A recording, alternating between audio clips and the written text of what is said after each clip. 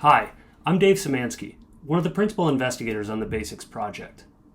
Whether you've used a gallery tour exercise in a previous course, or you're new to the activity and are using it for the very first time in the Basics Circular Economy module, this video will give you a brief overview of the design, as well as an example of how to use it to boost student learning in your course. To start off, let's look at where the gallery tour exercise is situated in the Circular Economy curriculum. The course module has 4 learning outcomes. The other exercise and materials provide the content and assessment tools for the first 2 outcomes, with the transition into the complexity of systems in the third. That is, helping students identify the intersections and feedbacks among human and natural systems in a circular economy. But the gallery tour is really meant to help students evaluate the implications on the environment and on social, health, and economic equity of a linear versus a circular economy. In other words, to compare how a circular economy might lead to different impacts on people and the environment compared to a traditional linear economy. And the fun part is that students do this by creating a process map, as a class, to dissect these impacts during each phase of the life cycle for a particular product. As covered in the materials, these phases include the extraction of raw materials from the earth, the production of the actual item, sale of that product to consumers, who then go on to use it, and eventually dispose of it, either as trash in a landfill or somehow by reintroducing the product or its constituent components back into the life cycle through reuse or recycling.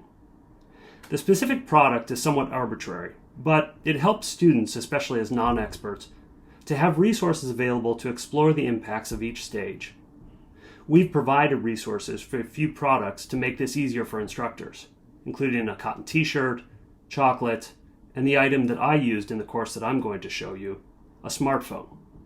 Of course, the larger the number and the variety of resources used in the extraction and production phases, the more complex the system.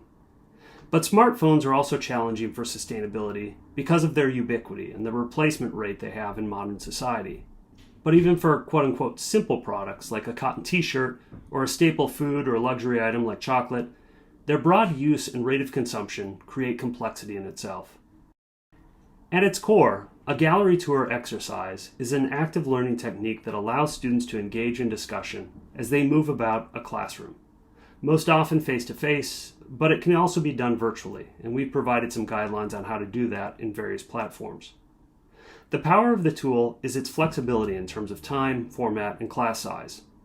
The key feature is that students have a chance to pose questions, respond to text or images, and otherwise critically analyze ideas in smaller, more intimate groups, but all while taking in the same information as their classmates. In the Circular Economy module, groups are assigned or self-select a phase or box in the product's life cycle. For large classes, multiple groups may be assigned the same box. Each group conducts research on their phase and develops a poster displaying the findings from their research. We provide a number of prompts to help students guide their research, such as, what are the processes used in this phase of the life cycle? And what is the human element? That is, how are humans involved in these activities and how might they be impacted, either positively or negatively? Posters should include activities, processes, resources used or impacted, and policies related to each phase. You can let students get creative and include written and visual representations in their research.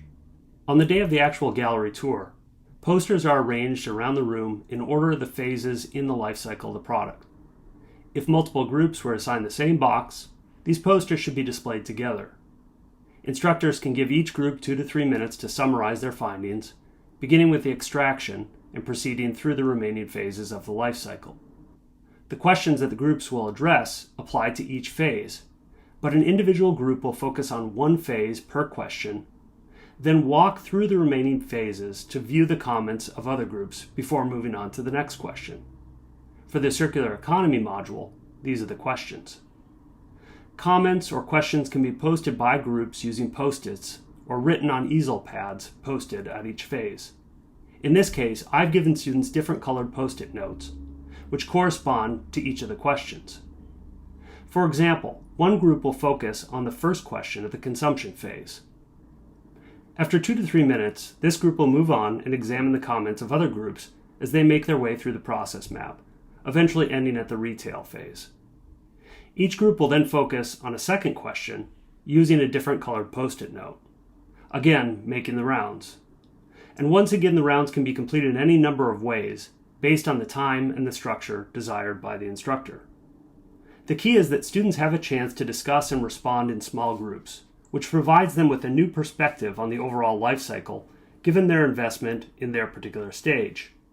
The instructor may then choose to lead a summary discussion on the wicked problem of closing loops in the process map, using the student-generated ideas and soliciting new ones of how we might transition to a circular economy with a focus on those gaps in the process map.